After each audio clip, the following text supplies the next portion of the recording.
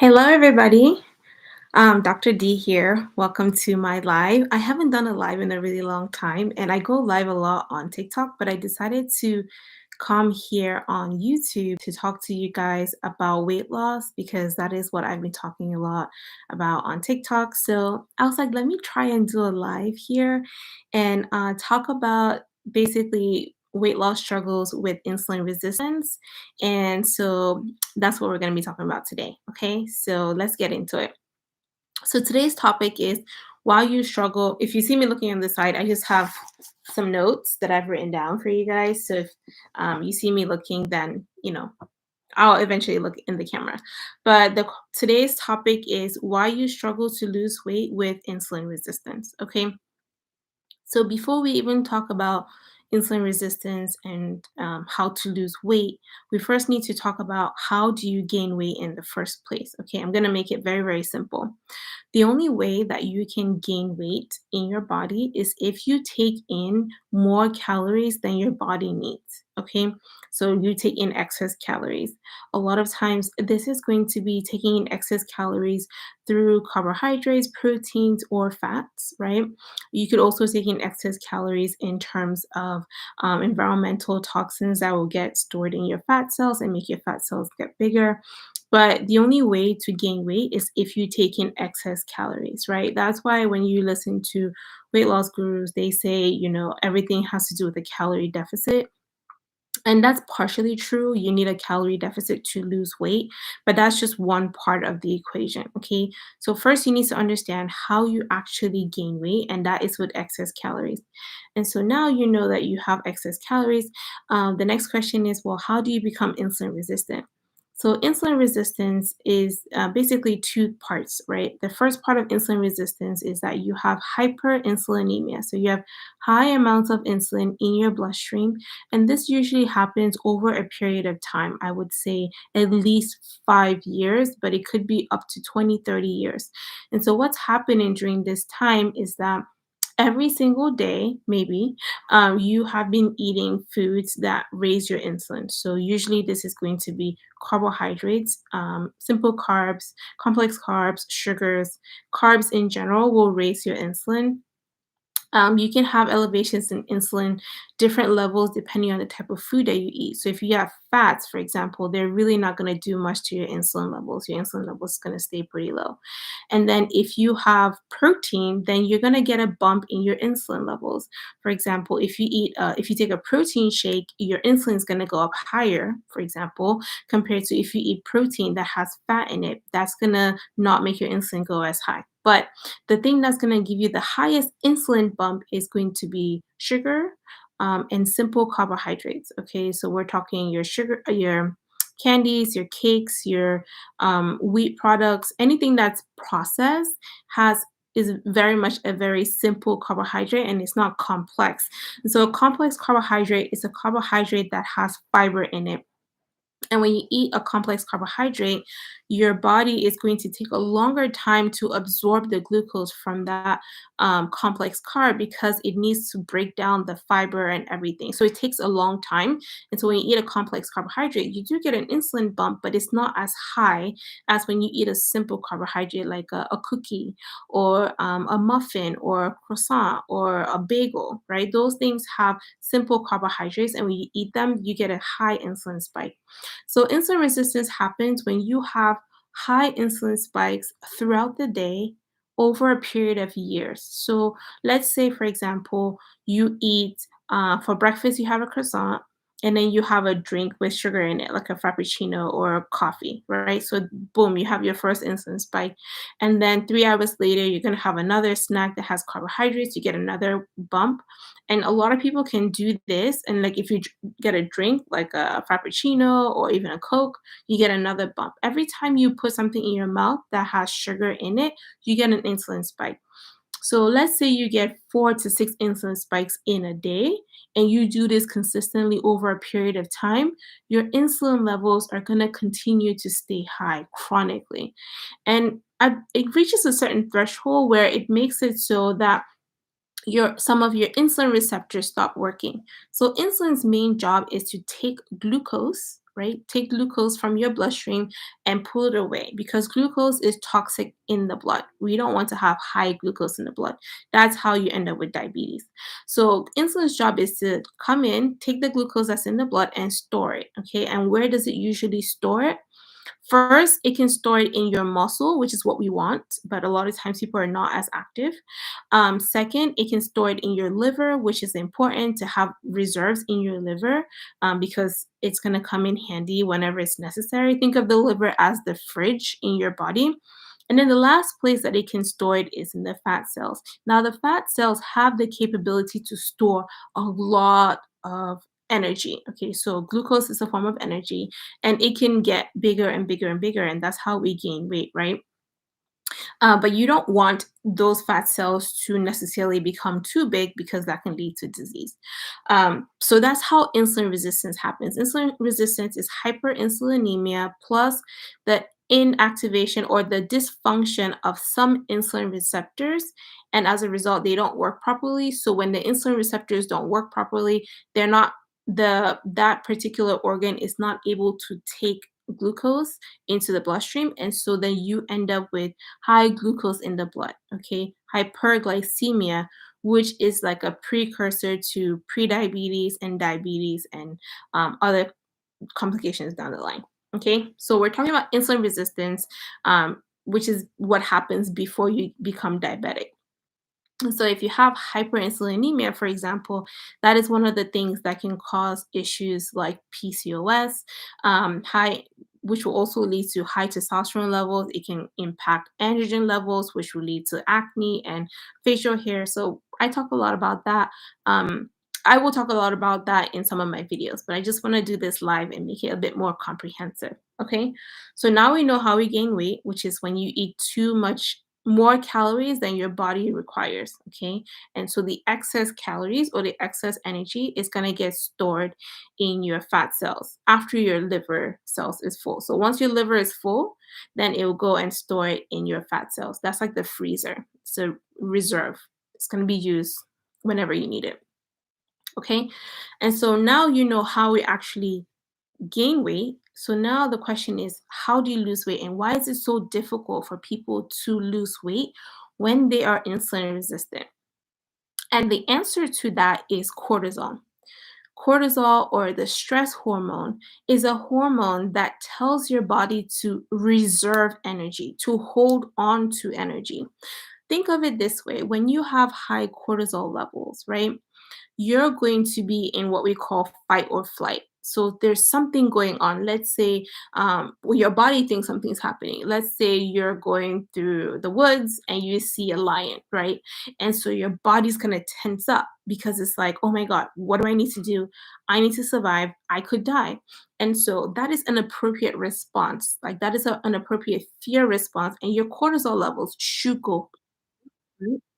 And so when your cortisol levels go up during that time, you're going to have your body's going to conserve energy. It's going to like keep everything. It's going to say, I cannot be losing energy right now. I need to take some glucose from the liver, for example, so that there's enough energy in the bloodstream to help you run away from this danger. Okay, so cortisol's job is to hold on to energy. And if you're in a chronic state of stress, for example, like maybe your body thinks you're going through a famine, then what's going to happen is it's going to hold on to everything that you take in. So any food that you take in, it will hold on to, right? So just think of it as the stress hormone is always tense.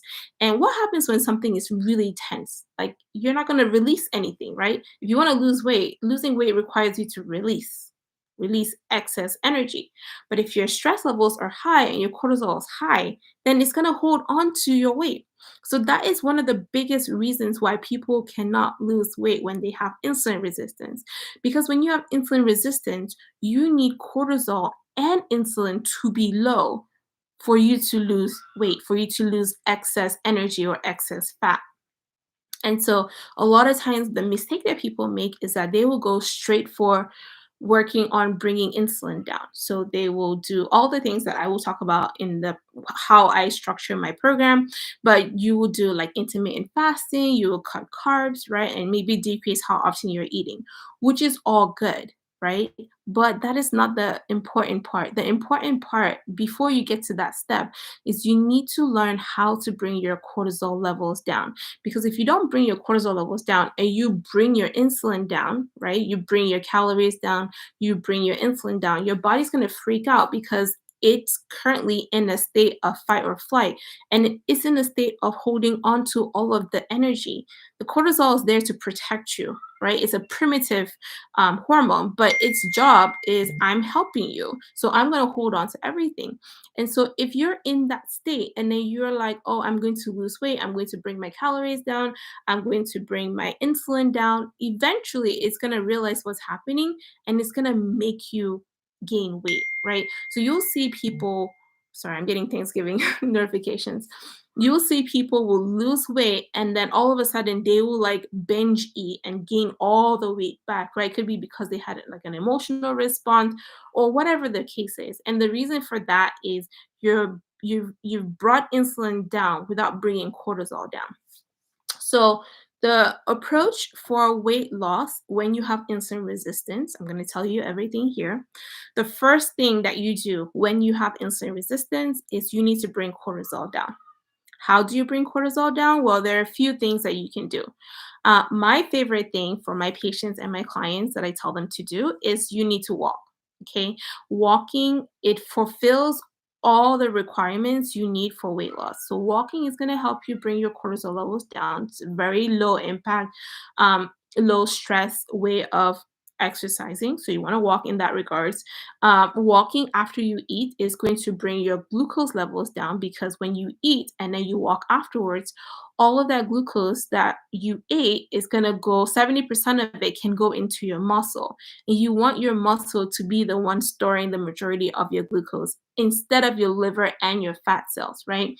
So, walking is going to help with bringing cortisol down, and it's also going to help by bringing insulin down because it's going to take all of the glucose and put it in the muscle. Okay, so walking is the number one strategy to bring cortisol and insulin down. Okay, and then the second thing that you need to do, and this is huge, is you need to be getting good quality sleep. So, for women, it could be 8 to 9 hours of sleep every night. And when I say sleep, I mean uninterrupted sleep. Okay, no scrolling on social media before you go to sleep because that's going to keep your mind active and you're not going to get good quality sleep. So, first, walk. Second, sleep. Appropriate sleep, very important. And sleep is one of the reasons why people's cortisol levels are high. Okay. The third thing that you can do is meditation. Um, Meditation is just a way to quiet your mind. Okay, it helps you focus on like one thing. So I combine meditation and breath work together to help bring my cortisol levels down. So I will sit down in one spot, close my eyes for like, I usually start at like 5 minutes, and you're just trying to focus on your breathing. That's it. Focus on your breathing. Your mind is going to wander because you have thousands and thousands of thoughts in a day, right? So you have to constantly bring your mind back to focusing on your breathing. Okay. And so when you take good deep breaths, that is part of your parasympathetic nervous system.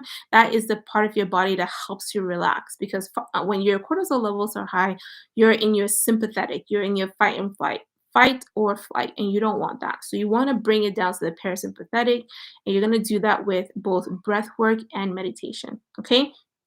So that is the strategy that you're going to be doing to bring your cortisol levels down. I recommend that you do this within for like a month consistently to get your body to relax. Okay, because like I said, if your body is tense, it will not lose weight. So you need it to relax so you can lose weight. During this time, you want to be eating healthy foods, whole foods, so proteins with fats and complex carbs, which are going to be either vegetables or things like beans, chickpeas, lentils, quinoa. Sorry, my kids are in the back.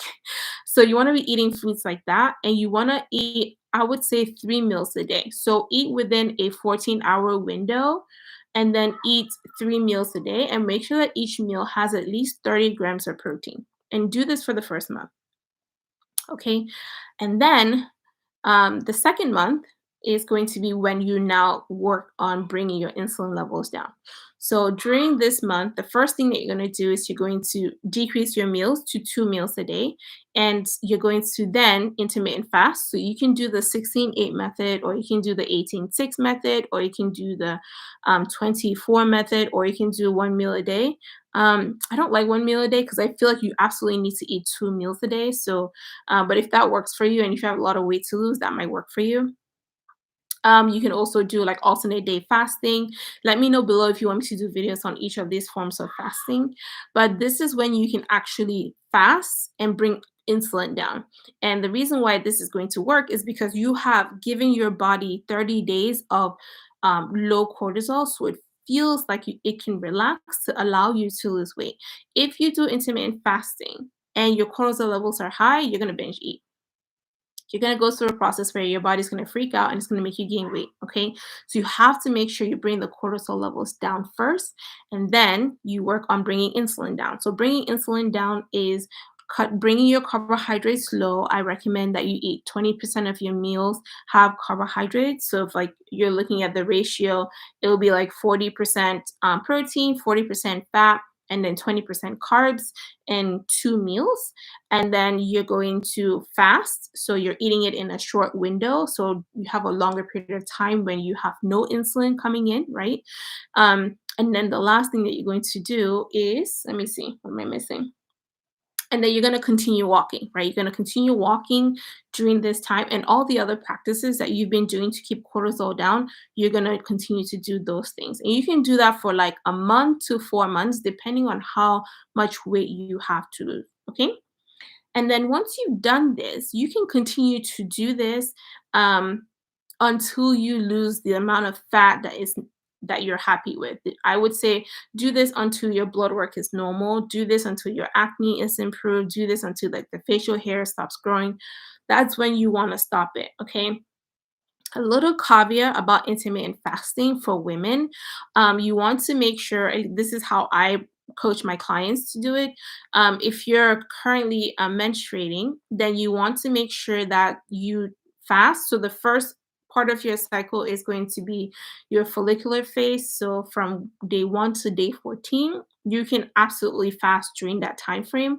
And then after ovulation, the next week after, so you're going into your luteal phase, that week 3, I don't recommend that you do any sort of stressful fasting. So you can do your 16-8, and during each meal, you want to eat carbohydrates because you want to support your progesterone, which is going up during that time. You don't want any situation where your progesterone is pissed off that can affect your menstrual cycle. So if you want to incorporate intermittent fasting, you want to make sure that during that week, the week after you ovulate, you make sure you eat enough protein, enough carbohydrates, and enough fats. And then the week before your period, you can taper down on the carbohydrates. So that's how I recommend my clients and my patients do intermittent fasting. There's different methods out there, but this is the method that I have found to work for me and my clients and my patients. So that's what I'm recommending for you guys. Okay.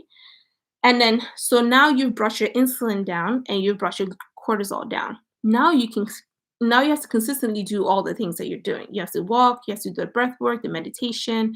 You need to work on bringing insulin down. And once you get to a point where you've lost enough fat, where your blood work is normal and you're happy with where you are, now you can go back to the gym and you can work on strength training, because remember I said that if you eat food, your muscle has the capability to take in oh, I saw something.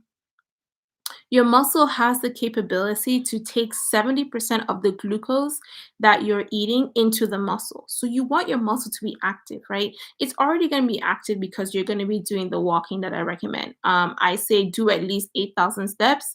And then as you have more energy and more time, you can push it all the way up to 15,000 steps. But you have to then add strength training at the end to build muscle, because muscle is the currency that's going to give you longevity to live out your life. If you have muscle and you build muscle in this, like at your young age, you have the propensity to have less disease in the future as you get older. So you want to definitely incorporate strength training. And when you incorporate strength training, because you're trying to build muscle, because you're trying to grow something, you're going to have to increase your calories at that point because there's no way to grow anything if there's no energy to help it grow. And that's what food is. Food is energy. So be prepared to now increase your calories during this phase, but at least you know that the fat that you're dealing with has gone down and you're now working on building muscle, and that muscle will then burn off any leftover fat that you have. Okay. So that is my strategy and how I teach people how to lose weight when they're dealing with insulin resistance. Um, if you're interested in working with me, I will leave my information below. I do coaching, weight loss coaching, and so I'll leave that information. You can apply to work with me, or you can join my practice to work with me as well. And let's see, let me answer this question. Starting at 16:8 today after my 4-mile walk, also laying off the bread. Thanks for the true insight on the cortisol levels, doctor. After experiencing septic shock and 32 days hospitalization from strep throat with acute kidney failure. Oh, wow. That is amazing. Yes, walking is going to be crucial for helping you keep your cortisol levels down. 16:8 is a good strategy. Definitely, you're gonna have to cut out the bread, like anything that is a wheat product. Even like oats. For some people, they're not able to do that. Any people have gluten sensitivity. For me, my advice is don't eat any carbs that was not made naturally by God. Okay, so if it didn't come from the ground, like for example, rice is a natural carbohydrate, right? I mean, we it's not as natural, but at least that's natural. um but like the refined carbohydrates like wheat products, like just avoid it completely. And then like there's things that cause like are very addicting, so whenever you combine oil with salt and sugar, that's very addicting, right? So any of the baked products is going to be addicting. um Yep. So that's what I recommend that you do. But that is basically like the approach to losing weight. Okay, if you're insulin resistant, and if you don't go in this order, in my humble opinion, you're going to struggle with weight loss. You're going to yo-yo, right? And so people only focus on the insulin resistance component of it, and they don't focus or talk about the cortisol component. And I think that that is the most crucial step. It is the first step in the equation because, like I said, cortisol wants to hold on to everything. And so once you work on bringing that down, you can release and relax, and then you can lose weight. Okay. So let me know below if there are any topics that you want me to cover. I'm just going to be focusing on insulin resistance, and maybe PCOS and acne and weight loss because that's what I primarily see in the office. I'm thinking about creating a course basically on this topic, teaching you guys how to do that. So if that's something you're interested in, leave a comment below and I'll do like just a simple course that you can follow to help you lose weight. And then if you want to work with me, I'm going to leave my application. It's like a Google form that you can fill out. And if you want to work with me, I do weight loss coaching, health coaching, helping you reverse diseases. And I also do life coaching as well because what happens on the body usually starts in the mind. And so you have to learn how to work with the mind and the body to get the results that you want. So that is my little spiel for today. I'm so excited. I'm gonna do more lives because this is fun. Let me know if you found this insightful. Just leave any comments. Let me know what topics you want me to talk about, like what foods to eat, all of that. I can expand on that below. And I will do a more I guess polished video. I like the longer ones that are not polished because I can just talk. The other ones where I need to look in front of a camera and then like talk, I don't know, I kind of freeze and I feel a bit robotic, but like the lives I prefer. So maybe I'll just do lives more often. But okay, so that's pretty much it. It is Friday after Thanksgiving. So I hope you guys have a great holiday and I hope you found this useful. If you did, let me know below and I will make more videos about this topic. All right.